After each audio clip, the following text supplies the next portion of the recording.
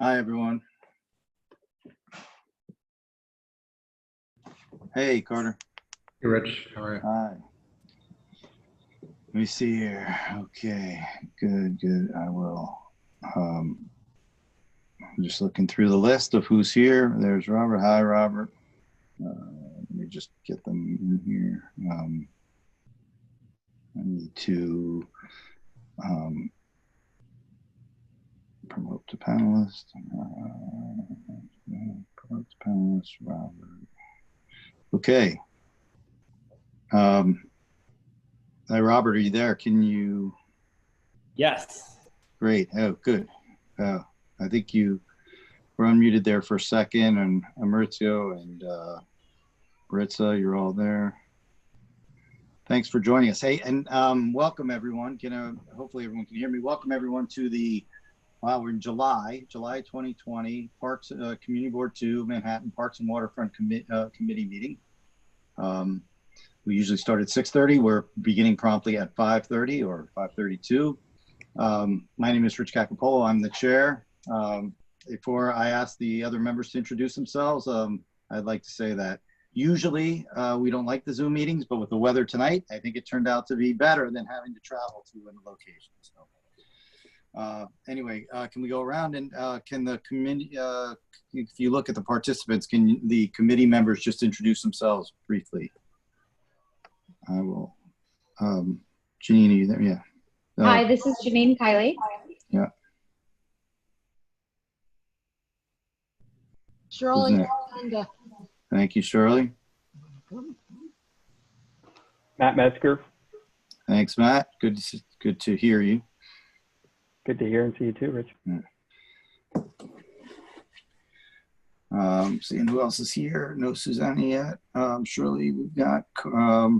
Well, while we wait, Georgia, you're here. Please say hi. Yes, hi. Sorry. Hi. Technological snafus. That's good. And you have your real Zoom, not the photo. My real face, yeah. Okay, we're excited. That's good. Nancy, can you say hi? Nancy, maybe she's trying to. Oh yeah, sorry. Hi, I was muted. There she is. Great. And then we have some other Carter's on, and some other community board members. Betty is here. Eugene, Frederica is joining us. We have a really good turnout from Community Board 2, not just our committee members tonight. Oh, Susanna, are you here? Please say hi. Just got here. Thanks. Yeah, thanks. So today we have one topic, one agenda topic, which is good because last meeting went very long. This one should not go as long, and it's pretty cool. We get a great honor as a committee to hear some of the specifics and maybe even get an offer to help opine on them and maybe even try them out from the Friends of the High Line, who are talking about this great event, the reopening of the High Line. So they spoke to me last week with Bob was on the phone, and we had to delay because they wanted to announce it with the mayor or the governor, and then they offered to come on tonight and explain the procedures and the protocols to us and get our feedback on them. And so let me turn it over to Robert. And I think you all know Robert, but Robert, why don't you introduce yourself and let us thank you for coming on. Great. I'll introduce myself and maybe the other team members. I think I know a lot of y'all. Robert Hammond, co-founder and executive director of the High Line. Maritza? Maritza Carmona, Associate Director of Government Affairs. Hi, everyone. Hi, everyone. This is Mauricio Garcia, the Chief Program and Engagement Officer. Hi, Susanna. Okay, so before I just want to give y'all just a brief background on just some other stuff. I mean, I think most of y'all know we closed sort of when everything else did about March 15th.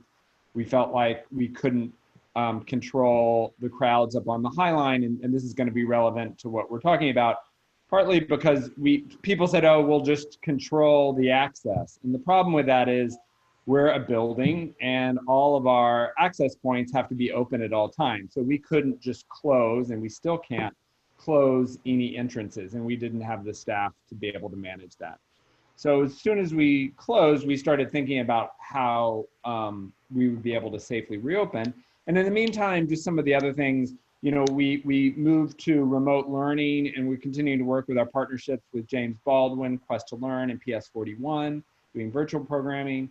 Our 20 youths in our team program have all been working remotely. We kept all of their full hours because we knew that there was going to be a lot harder this summer for teens to have jobs. They're going to be with us till August 19th. We're going to be starting to recruit new teens. And then we also partnered with some other people in the neighborhood. We worked with Speaker Johnson's office to help support delivery of fresh food boxes to neighbors in need. We did hot local meals for FD, the fire department EMS station that's under the High Line at 23rd Street. We also had some of our volunteers and staff participated in wellness calls for local seniors. And then working with Brad Hoylman's office, we also worked supporting kosher meal delivery. But I think what y'all really want to hear about is opening. So we knew from the beginning we would have to limit the numbers. And so there were a few different ways, but the one that we felt like made the most sense was to do timed entry and then restricting the numbers that we would do out. One of the reasons we decided to go with timed entry is, in addition to being concerned about how many people are on the High Line, there was also concern about how many people are, waiting to get up. For those of y'all that came to the Mile Long Opera, we had a lot of people. The other thing that the other thing we realized right away is the north-south also presented a problem, and that it was impossible to not be close to people if people are coming right straight, at you.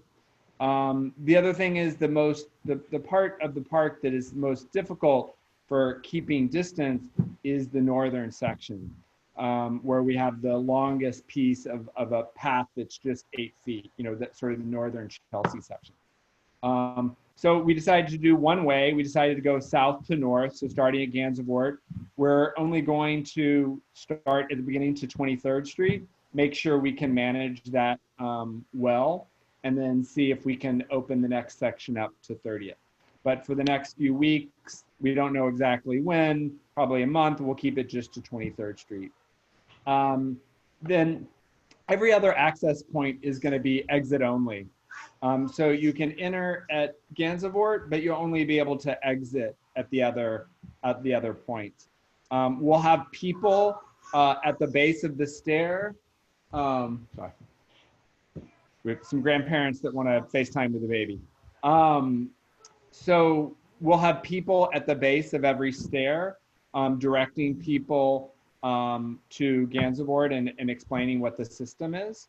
In addition to, I'll talk about how time ticketing works. So we will be, and we're also only going to be open from noon to 8.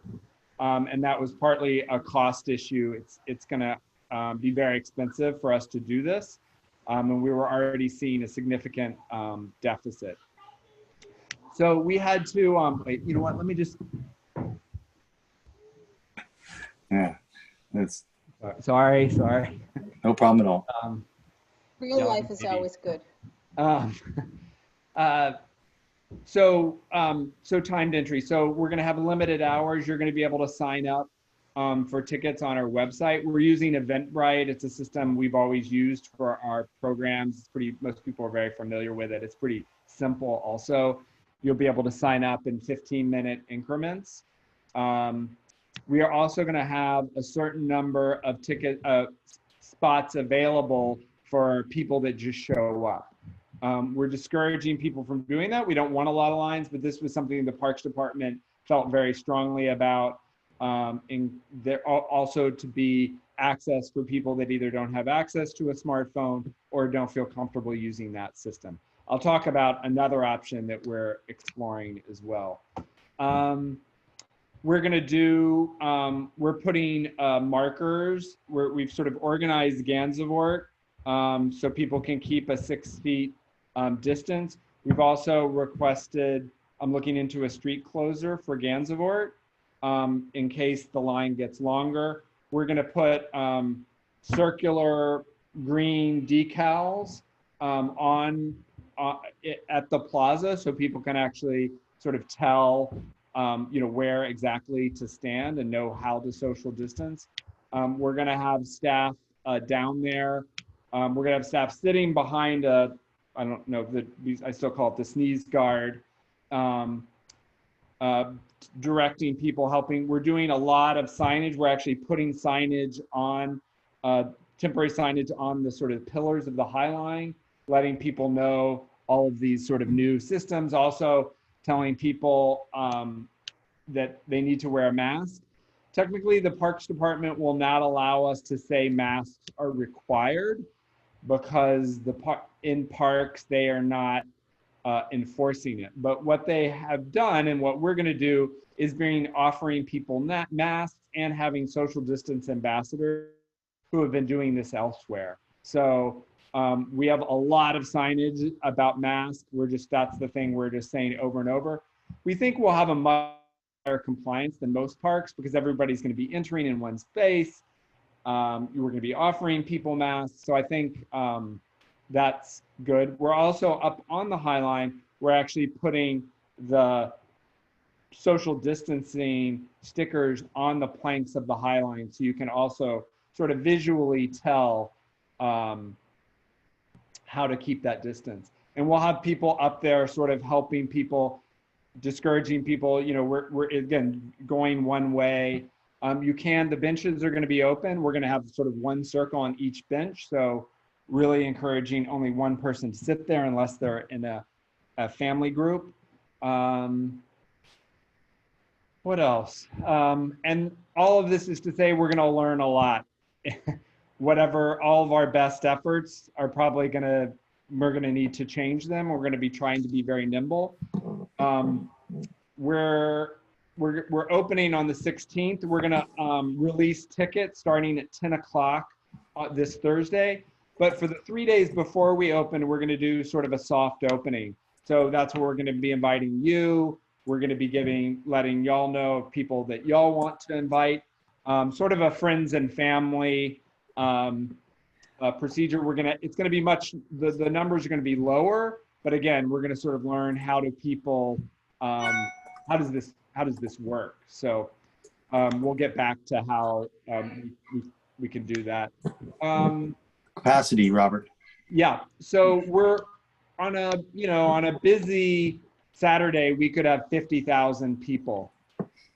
The biggest number we've ever had is 64,000 people was in one day. Now that was the whole High Line. We're looking to limit it to several hundred. We think we could safely have 500 people up there an hour.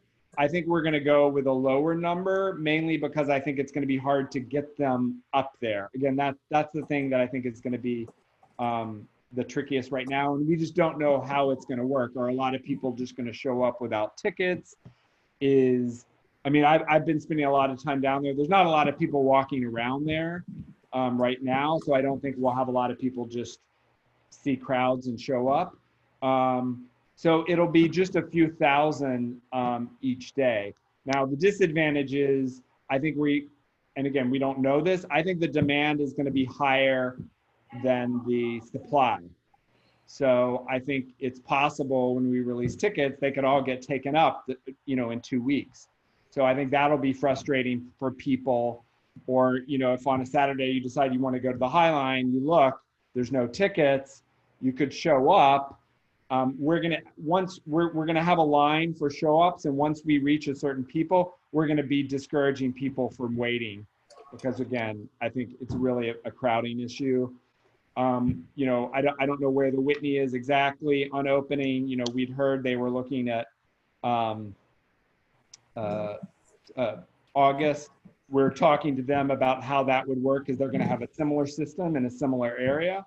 So we're looking at how that could work, and happy to talk about why we felt like this was the only place we could do this safely. We looked at other locations. We felt this was the safest.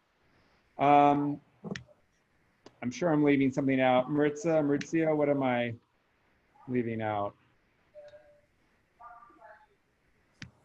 So, and again, that's why I think we want to have a dialogue now, but when we really going to need a dialogue is after this is up, and to hear, I mean, I think some of it we'll know what's working and not working, but it would really be helpful to hear, what you're hearing, in the neighborhood of what's working. Oh, the other thing we're going to do is we're, wanting to support local businesses. So at a few of the exits, we're going to have a map of some of the local businesses that are open, and we'll be rotating those. We're putting a survey out for anyone that wants to be a part of it. We're focusing on non-chain, so, and maybe even stores, but not like Lululemon, but, smaller operations. But no, you told me no refreshments up there? No, so great. We're not going to be doing any of the food on the High Line. I don't think, one, it could lead to crowding. It's very difficult to do. I mean, it would be nice to be able to have a drink on the High Line. I don't think it's also financially viable with the numbers that we're looking at. We also will not have retail. We are going to have the bathrooms open tentatively if we think we can keep them clean and safe, but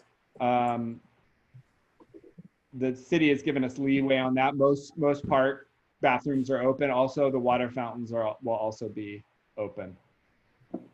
And we're reaching out to a lot of the community organizations as well, a lot of the residents to invite them back personally, just to make sure that we're prioritizing our neighbors first and foremost. And so part of this is also asking that CB2 and you all kind of spread the news to your local networks, because again, this is an opportunity, although it's not the best circumstances, but it's an opportunity to be able to kind of make the High Line more about West Siders and New Yorkers in general, and less so about what a lot of people see it as kind of being a tourist destination. It still will be at some point, but we still want this to be first and foremost for you all and for the folks that live within proximity of the High Line. And again, on the good news side, I mean, it is so nice up there right now. And I think people are going to be able to experience it in a way. I think most people have never experienced it with the visitation levels so low. But it looks beautiful. It's going to be a little wilder, I mean, which I think is great. You're going to notice it doesn't look, I mean, for those of you that come a lot, will notice it. Other people, I don't think will notice it at all. The gardeners have been up there for a few weeks. And the good news is we had a cold, wet spring, or the good or bad news, depending on who you're talking to. But from a planting perspective, we were in really good shape. That's, can we allow people to ask you some questions, or? Yeah, yes, please. And one quick thing, we have our colleague, Gail Beltran, who's our Chief Operating Officer. She's one of the attendees, if possible, to make her a panelist as well. I'll do that. Yep, I'll do that. Gail, right there. I have such power. Promote to panelists. Okay. Yeah, if people raise a hand, I can call either. Oh, look, let's see. You can do it either. Or why don't we start with Frederica? I see her. She actually raised her hand, not with the little. Yes, I did. I didn't have a hand. I really look forward to a less curated High Line. I've always liked that idea. Couple of things. I wonder if it's not a good idea to just limit the period of time that you sell advance tickets for. So if you see a course correction is necessary, you haven't committed yourself too far ahead. And then I'm interested to hear from you the State of the Union regarding the teen programs. Yeah, Maurizio, do you want to talk about the teen program? Sure. So the teens we have 20 teens currently. Their cohort and their employment with us, because they're paid a living wage, runs through August 19th. The plan is to continue the program. They've shifted virtually, and they've still been able to do some activities. And so the plan for the next recruitment cycle is to continue to basically plan for two different options, one of virtual and then one in person, and then kind of in between a hybrid. But the plan is to continue with 20 teens into the next cycle. From September, October, November, we'll be doing a lot of recruitment. So I'll probably, if you'll have me, come back to present on how to present and how to be able to have you all be able to promote the program. And we're kind of retooling it a little bit internally, but the idea is that we'll continue to this. And in fact, we're trying to explore other opportunities to be able to connect more youth on the west side to other opportunities, employment opportunities, particularly with the initial cancellation of SYEP and now kind of a smaller version of SYEP. But we're looking for ways we can support our neighborhood partners on this. So the TEEDS is critical to that success. And I would say that what we're trying to do more too is connecting our school partnerships and how that is a pathway into our teens program. And 20 teens, what was the number, say, 12 months ago? 12 months ago was 20 as well. Thank you. And Frederica, to your point, I think, you know, that's something we'll look at. We were going to start with 1 week, and we're holding back a lot of the spots. So in case it doesn't work, or in case they all go immediately, we'll have some spots to go. And I would like to stay open later as well. It's the problem with 8 o'clock is the last reservation is going to be 7 o'clock. So if you're, you know, working, you don't get it. And that's the nicest time to be up there. It also, there's a staffing issue because then our staff have to go home, you know, later, and how are the subways running. So I think we'll be looking at that. And the other thing in some bad news, you know, because of the deficits we were projecting, we did have layoffs. They just went off the payroll. They're gonna be fully paid through, I think, the end of June 30th.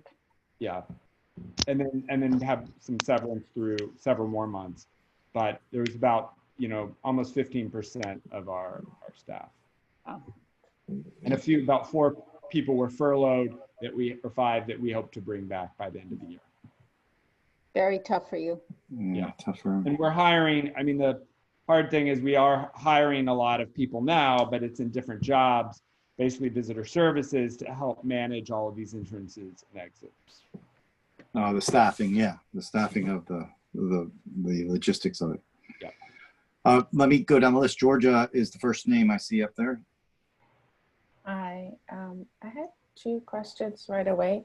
One is about the scheduling and sort of trying to reach a broader demographic as possible. And I know you're opening from 12 to 8, but I'm curious if you considered a morning shift with a closure and then an afternoon shift. Yeah, it's just our staff. You would have to do a whole nother shift to be able to do that. Right now, we're mostly working with 1 shift. I would love to be able, I mean, in some ways, the nicest times are, you know, in the morning and at night. And so the other issue of opening too early is we also were trying to avoid rush hour for our staff coming in and out. But I think it's something we can look at. I mean, a big factor is costs and staffing. So maybe it will not be as staff intensive as we've thought, and maybe we'll be able to operate this less expensively. That way we could expand the hours. Did you have another question, Jordan? You said 2.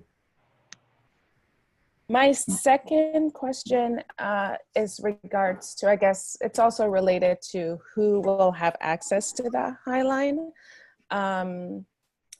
And with the tickets, I mean, are you then going to track so I can go in and buy a ticket for every day? I'm curious about the logistics of who will have access to the tickets separate from the sort of, you know, drop-in folks. Yeah, I mean, the majority of the timed entry is just online, and I think you can only sign up for 1 email. I think you can do it for 4 people, sort of thinking that's a family. If you have more people, you can do, you know, 2 emails. I think it won't let you do multiple timed entry with 1 email. So you couldn't go in and reserve spots every day. The other thing we're talking about is how could we have in-person tickets in location. So again, if you don't have a smartphone or a computer, is there a place that you could just come and wait, but if you wanted to guarantee a spot, are there places you could go to pick up tickets? The difficulty we're having is there's very few places that are open, in person, like, the community board offices or Corey's office, so we're talking to Penn South, we're talking to other places about maybe having a location where you could go in person. The other question I think you sort of brought up in your first question also is, we would love ideas on how to reach a broader audience of the people, besides the people that have already been to the Highline or people that are regulars. How can we reach people that have never been there? It could be in the neighbor. Our first priority is the neighborhood, but it could also be other neighborhoods, and that's something Maurizio and I were just doing a call about that today. So really, it would be helpful, if you know groups or people that might be interested in helping promote it. Thank you. Okay, next up, Janine, I see you up next on my list. Yeah. I have two questions. Well, first, I'm thrilled it's opening. How does the capacity compare with the timed entry at the vessel? And if somebody has mobility issues and enters on Gansevoort and doesn't want to walk all the way to 23rd, can they kind of reach out to someone and exit the same place they entered? Yes, so everyone will be able to, well, we're really discouraging. I mean, if there is an issue and they need to go back, I think we would definitely make issue. There is an elevator at 23rd, 14th and 23rd. You could also enter, if you have mobility issues and you don't want to go to Gansevoort, you could enter at 14th Street. So that's an exception that we would make for that. I'm just like, you have a limited capacity. I'm just wondering how, I love the timed entry. The vessel, sorry, the vessel, yeah. Yeah. Gail, one thing I do know is we're looking about, it's similar to what I think the Whitney is tracking at. Gail, what was we've talked to the vessel people because they, have been doing this longer. We don't want to become the vessel, but did want to take on their learnings, Gail? Sorry, I was multitasking poorly. The question about the vessel, which is not open today. How many people do they allow normally? Oh, I want to say that it's close to our capacity, about 600 actually. Our new capacity. Right. Correct. Yeah. I have Coral and Shirley on my list here. Just the thing about the vessel that I think was helpful. They said it took them 1 to 2 months to figure out how people use the time ticketing, because the issue with the timed entry is you're going to have a lot of people that don't show. So you get excited, you get a timed entry, and then the day rolls around and you don't go. So it's going to be really hard until we know how people use it. We also don't know how long they're going to spend on the Highline. When we start, we're not going to enforce, say you have to be off in an hour, but that's something that we could, look at if people spend a lot of time. If you walk, you can easily walk, from Gansevoort to 23rd Street in less than 30 minutes. So I think most people will probably spend less than an hour. Okay. Well, so thank you for the update. I had a couple thoughts. One, for the teen program, perhaps I've been encouraging everyone to try and document sort of the experiences through the pandemic as much as possible. And the StoryCorps interviews is a sort of easy way to do that because it's just an app and you can do it, in the moment, after the moment.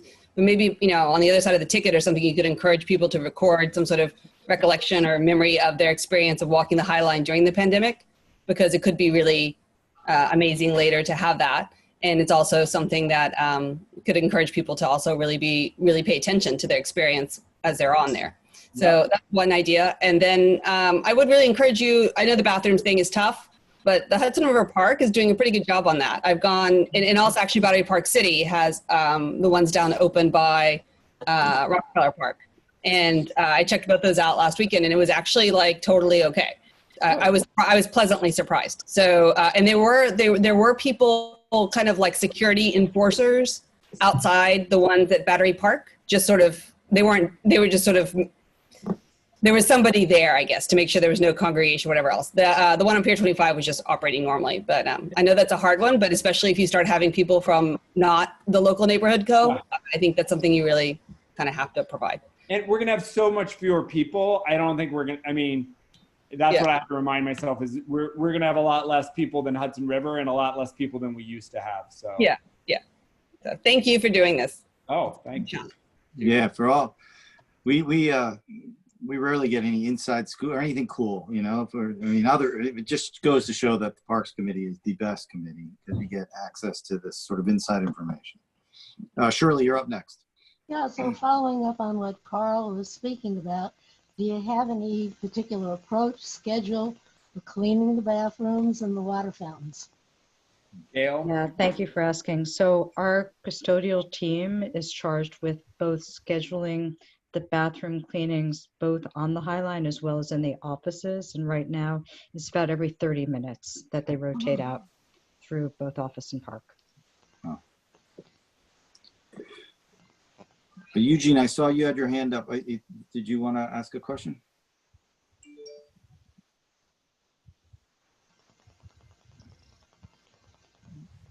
You may still be on mute. I think we can't hear. Yeah, I can't unmute him. I don't know what happened. Yeah. Oh, there he is. Yeah, there he is.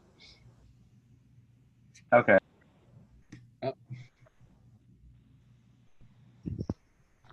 You just went off again, Eugene. All right. Now Am you're I back? Yep. All right. My computer is very slow. Well, first of all, thanks for doing this. I think that this. You muted yourself again. Yeah.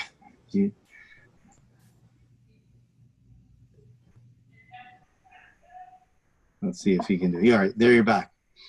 I'm back. Yeah. Okay. I hope it stays this way. The question was about, I guess, food, because I think that it was answered earlier that there was not going to be any vendors up there. So is there, is it allowed to bring food with you? Is it, because I know a lot of the open spaces around our neighborhood, like a lot of the hotels have been, I think, allowing their open spaces to be used for the public at the moment. I know, like, I think the Nomo Soho Hotel has been doing that, and one of the other hotels around here.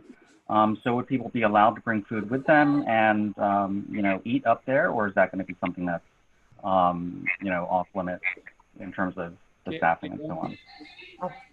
I'll take that one.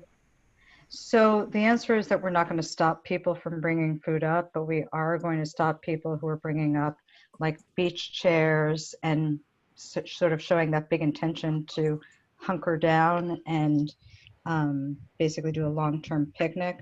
We're also not going to have our portable cabaret tables and chairs out for that. So we're not going to stop people who sit in the benches and have some food, but we're not going to create sort of encouraging people to make that happen.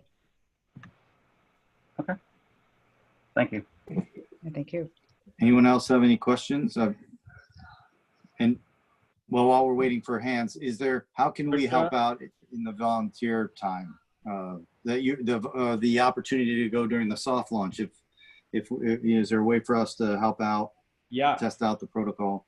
So Maritza, are you going to send out a a link for them tomorrow, or Maritza? I will be sending out a link and with additional information on soft opening or pre-opening early next week, Monday, Tuesday, and Wednesday, and then formal invitation to our opening on the 16th. Yep. It'd be great if we could have all members of the community board join us, and if you'd like to bring friends or family members, let us know. We have But we're not having a formal opening. So come during, I mean, you can come, we'll make sure you can come anytime, but you know, there's going to be even less people on the first 3 days. Yeah. Rich, I think Georgia maybe had her. Well, let me see. Do you see, is Georgia, did you have another question? I had my real hand up. Oh, I'm sorry. I didn't see. That's okay. So I guess it maybe just got answered with the soft launch. I'd forgotten that comment, but I was just curious. I mean, since access will be limited, is it out of the question to sponsor or host community days where folks from, you know, within, I don't know, a quarter mile or whatever, some distance, they have dedicated time to explore the High Line, since, I mean, it's such an interesting park because it's both an international attraction, but it's also a neighborhood park. And, you know, there are some subsections of the neighborhood for whom open space access is a real issue. And I mean, summer camps aren't open right now. And so it'd be great to provide this kind of, I don't know, high level of vegetation, biodiverse, like wild, for real local neighborhood folks. So yeah, just curious. Yeah, it was an idea we really liked too. The Parks Department is very sensitive about, even though of just letting certain people in, even if it's local, because it's a New York City park. And, but I think there are things that we're going to be able to do to help do that. I mean, one, that's what we're trying to do these 3 days, you know, is we're going to be reaching out to a lot of communities, you know, that maybe have never been. I mean, we're going to do our volunteers and some of the people we know love it, but also trying to have it as a sort of make it special for them to come now. I think we can also see about keeping some tickets back for certain, you know, groups, so we could guarantee people have access. But we're just sort of figuring out how that would work. But so I don't think we can do exactly what you know, your idea, although I wish we could. But trying to do that in different ways, just not as like just certain people. And the summer camp thing has come up on some other conversations we've had, because inevitably youth will, you know, teens, children will be outside and they may have been going to a camp. So we've been kind of in conversations of how can public spaces kind of fill a void. Frederica, I see your hand up. Yes, Using thanks. the virtual. Yes. So do you think that the Parks Department, how would they react if you were to open it up to various community boards in advance and gave the various community boards some priority opportunities to sign up? And then if they did or didn't, you would know what the rest of your ticket inventory looked like.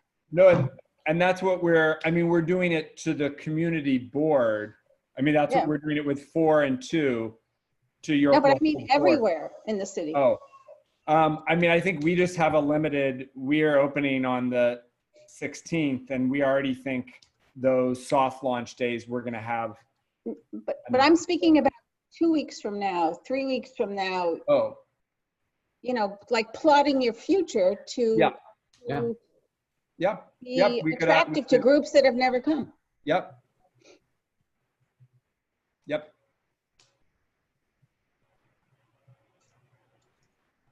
One thing here, Sharon, Sharon, I see that you're on. I want to make sure that if you have a question, you have an opportunity to speak. I think you're unmuted, and I think you're able to talk. Oh, hi. No, I'm very excited because I just rented a storage space right on 21st Street, and it's right by the highway, the High Line. So I'm wondering, those entrances you're talking about, I wasn't quite clear about that. Where would I have to go if I have a storage on 21st Street? Where do I go? You would enter at Gansevoort, but then you could get out at 14, 16, 17, 20, 23. Oh, I'd get out at 23. Okay. Yeah. But you'd have to carry your stuff. Yeah. I could not enter at 23rd though. No. No. Okay. That's going to be one of the disadvantage. You know, that's going to be one of the disadvantages of it is, you know, people that live farther north, you know, are going to have to come down to Gansevoort. Okay. Just to be clear, there will be no opera singing on the. No, unless No? you want Okay. to, Rich. I mean, No, I will can't defer. stop you. All right. from- Coral's up. She's got another question. Yeah, I just was wondering if you, if the soft launch means you're going to do no media, or are you going to go like on New York 1, like the 19th or on the 15th, and let it, because that obviously would reach the greatest amount of New Yorkers. Yeah, I mean, we're not going to do media until the 16th because we want to make sure it works. I don't think we're going to have a lot of tourists. You know, I don't think there are that many. I mean, I think some people could come, you know, from New Jersey or Connecticut, but we think it's going to be, from what we've heard, is it's going to be primarily New Yorkers. And so, you know, the New York 1 story of walking up there will likely happen on the 16th. Okay. All right. Just for your friend, I mean, for people that want to get a ticket, we're releasing the majority of tickets on Thursday at 10. So you'll be able to get a ticket for those soft days, but and you could bring someone. But, you know, just so for most people, if they want to sign up, and we'll send an email, anybody on our list will get an email. Those tickets will be available starting this Thursday at 10 o'clock for the opening the next week. And how can we, if we're up there and we test it out and we have ideas, how can we get them to you? I mean, I'm Robert at thehighline.org.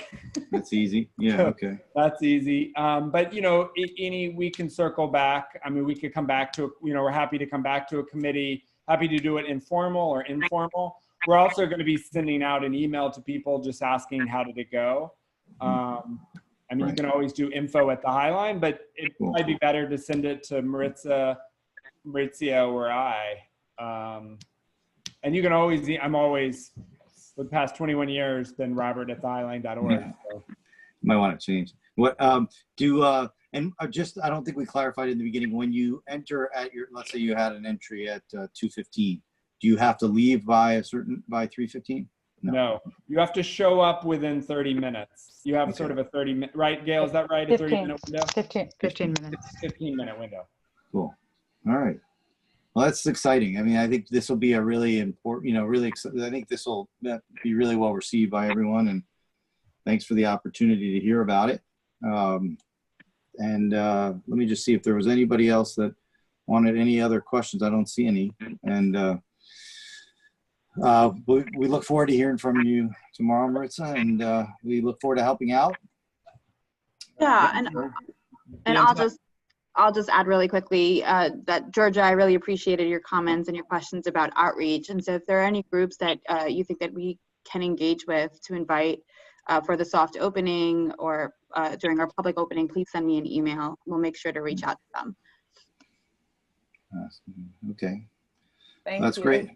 Well, yeah, and thanks everyone for joining at a 5:30 time. Thanks to the Friends of Highline, Gail, Maurizio, Maritza, and Robert. Thanks for the committee members and other community board members and members of the community. I thought this was, you know, going to be a good one, and it was. So thanks so much, everyone. We'll write up some notes. Oh, you don't need a resolution or anything like that, I don't think, right? No, my son says hello. Oh, hi. Hello, Rigsby.